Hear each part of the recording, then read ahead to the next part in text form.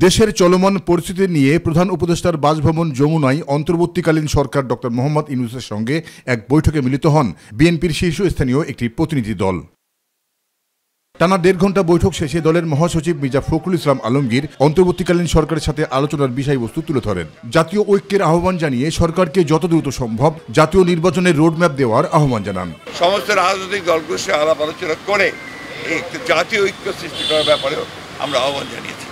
আমরা সেই সঙ্গে আপনার এটাও বলেছি যে আমাদের নির্বাচন যেটা সবচেয়ে বেশি প্রয়োজন, সংস্কারগুলোকে আপনারা সম্পূর্ণ করে অবিলম্বে যত দ্রুত সম্ভব রোড ম্যাপ দেওয়ার কথা আমরা বলে এসেছি। একটা রোড ম্যাপ অত্যন্ত জরুরি। এখন বিভাজনের সময় নয় এমন মন্তব্য করে সাম্প্রতিক বিশৃঙ্খলা নিরসনে যথাযথ পদক্ষেপ নেওয়ার আহ্বান জানান মির্জা ফখরুল ইসলাম আলমগীর। যারা বাংলাদেশের স্বাধীনতা সার্বভৌমত্বের প্রতি হুমকি হয়ে দাঁড়ায় অথবা এর যে স্ট্যাবিলিটি এটাকে যারা বিনষ্ট করতে চায় তাদেরকে প্রতিহত করার জন্য আমাদেরকে অবশ্যই একটা জাতীয় ঐক্য গড়ে তুলতে হবে। জাতীয় ঐক্যের বিষয়ে প্রধান উপদেষ্টাও একমত পোষণ করেছেন বলে জানান প্রধান উপদেষ্টার প্রেস সচিব শফিকুল আলম।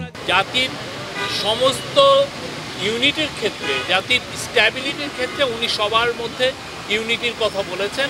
সেটা এমন স্টুডেন্ট, ছাত্র, জনতা, হিন্দু, মুসলমান, খ্রিস্টান সবার মধ্যে উনি ন্যাশনাল ইউনিটির বার্তা দিয়েছেন। সাম্প্রদায়িক সম্প্রীতি রক্ষায় সবাইকে সচেষ্ট থেকে প্রধান উপদেষ্টা ডক্টর ইউনূস চলমান পরিস্থিতিতে সবাইকে শান্ত থাকারও আহ্বান জানিয়েছেন বলে জানান শফিকুল আলম। চিফ অ্যাডভাইজার সবাইকে শান্তির বার্তা দিয়েছেন এবং সবাইকে শান্ত থাকতে বলেছেন। জাহিদ আহমেদ পাবু, মাই টিভি, ঢাকা।